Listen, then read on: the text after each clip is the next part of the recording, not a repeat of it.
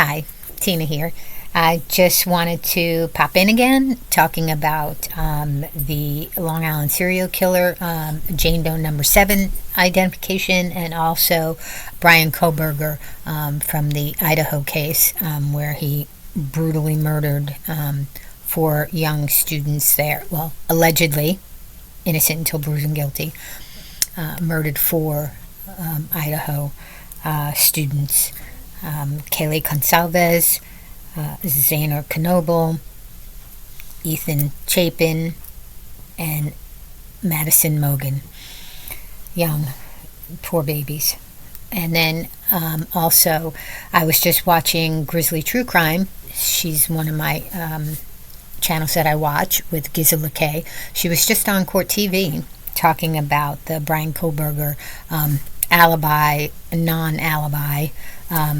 And this guy, he waited until he went through all the evidence to compose or cultivate his alibi, non-alibi. He had to see what they had in order, because he couldn't just say make something up, because he didn't know what they had. Well, now he has 51 terabytes, so he had some time to go through that and to see what they have. Hopefully they're still holding some things back, because his alibi is that he was just driving around all night long, and that's what he does is he drives around all night long,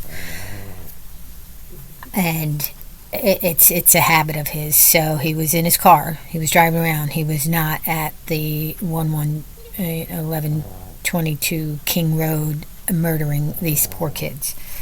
He was just driving around. But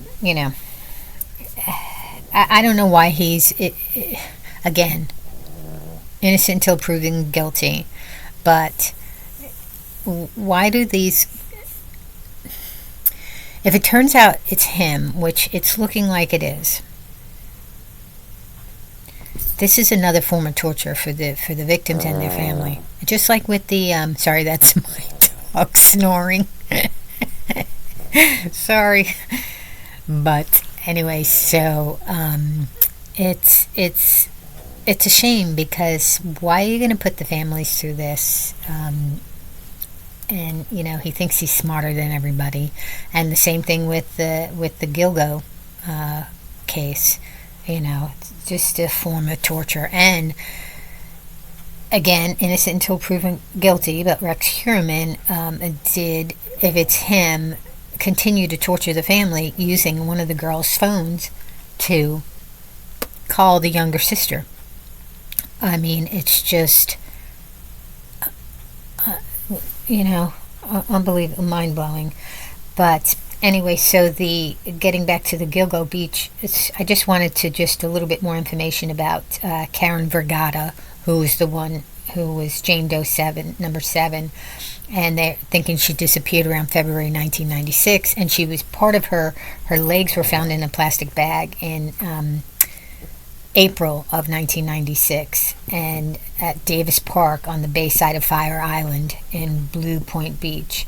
And she was 34 years old at the time of her disappearance, and she was working as an escort in Manhattan, and she was living on West 45th Street. Well, it seems she was believed to be working as an escort, but Tierney said she was, and she was not reported missing. She was found, the rest of her was found on Gilgo Beach, I believe, in remains on April, found on April 11, 2011, along with the body of the woman dubbed Peaches. That's the other Jane Doe, and that's the mother of the toddler. And I mean, it's just, and then Peaches, part of her body was found in 1997 in Hempstead Park. But Yeah, so part of her was found in 1996. The other part of her was found in 2011. And Peaches and her daughter, so Peaches and her daughter, African American woman, was in found, her torso was found in a tub in Hempstead Lake State Park in 1997. And she'd become known as Peaches because of the tattoos that she had of Peaches. And again, they did track down he came forward. The person who gave her that tattoo, because they posted the picture, he came forward and said he was the one who gave her the tattoo, but he didn't have any information about her other than, her approximate age. And then in April of 2011, that's when they uncovered the remains of a toddler about 2 years old. It was so sad. And then one of the skeletons that they found along that stretch, not next to her, but along that stretch, was the other part of her mother, Peaches. And Peaches is not her name. Peaches was a name given to her because of her tattoo. So they have not found. They are trying to do the genealogical tracing and method, and from what I read, that they did find a potential family member who had passed, but they're trying to make the connections through that. And I think she was from, that connection was found in North Carolina. But anyway, just very sad. And it's very sad with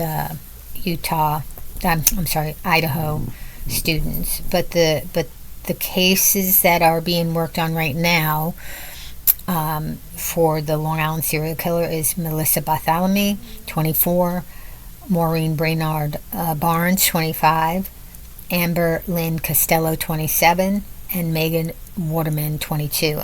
I believe that Maureen Brainard Barnes, they haven't tied him, or they haven't announced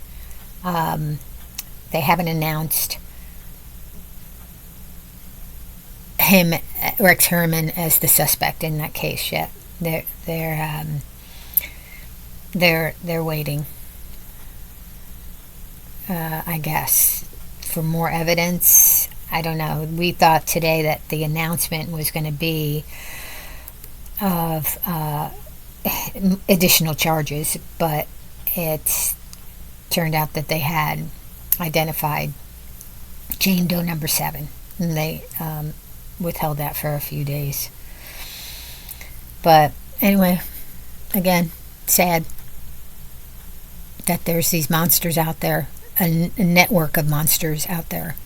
I mean, we all know that there's more serial killers out there.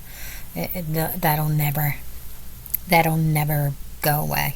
But when it's scarier when it seems like there's a group of serial killers operating in the same location, which has happened before.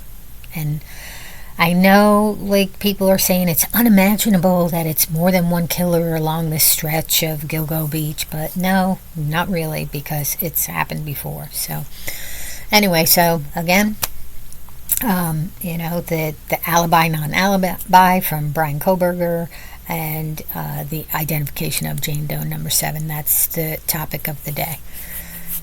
All right, well, I will talk to you guys later, and as always, be you.